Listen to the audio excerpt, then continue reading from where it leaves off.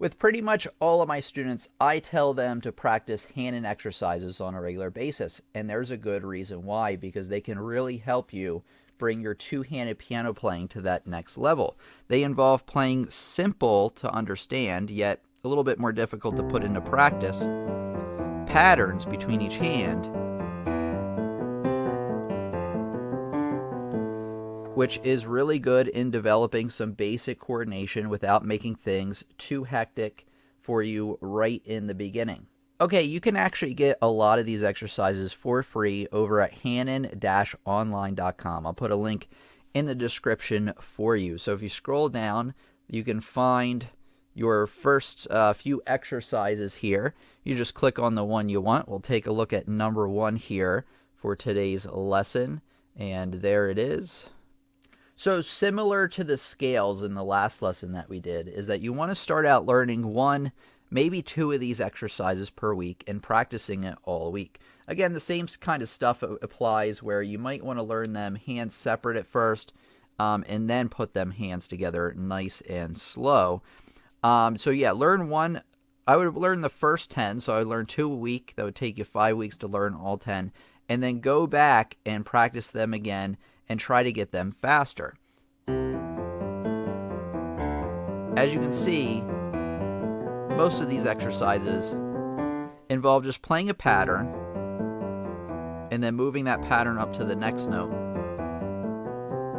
And when you're first starting out, of course, you want to shoot for accuracy. You want to make sure your fingers are synced up as well.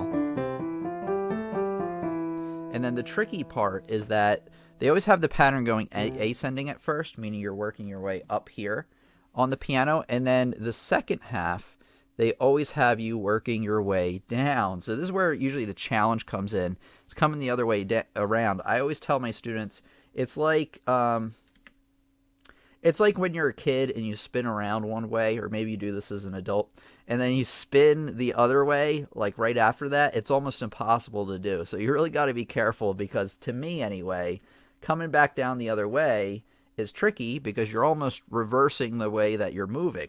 So there's always a descending pattern as well. And you can go through and learn this one on your own. Like I said, learn the first 10 and then relearn them at a faster tempo. I highly recommend you use a metronome to do this. If you don't have a metronome, what you can do easily is in Google, just type in metronome, and they give you one right here. I do recommend picking one up. Here's what they look like over here to the side, because they actually have more functionality than this one. All this one does is it just provides a series of clicks, which is the most important thing. That's really what you want. But the other ones, they have some other functionality as well. But for something very basic, you can do this. And what a metronome's great for is it gives you the beat to follow when you're playing.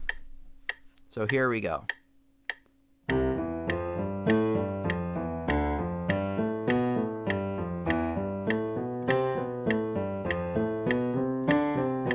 See how that made my tempo really, really even? Actually, it was supposed to even go faster than that, but I was playing them half time to get my point across.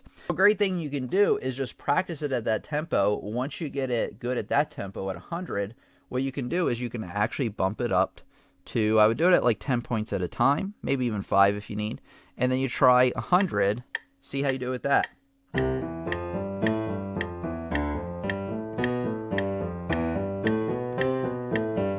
And then once I can do that, I bump it up to 120. What I would do is I would get it up maybe to 120 at least. Keeping in mind, though, that it will go twice as fast as I played it, because these are 16th notes. So for every 4 notes, that's a click.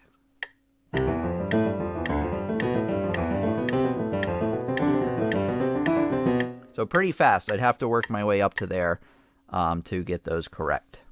Okay, once you learn the 10 in the key of C, what I would do is I would learn them in different keys. This will help you get used to playing those patterns in different key signatures, which is what you're going to find in real music you play.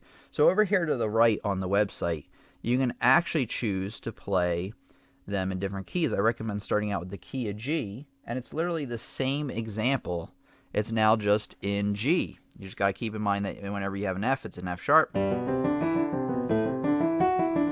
wait, let me play it here.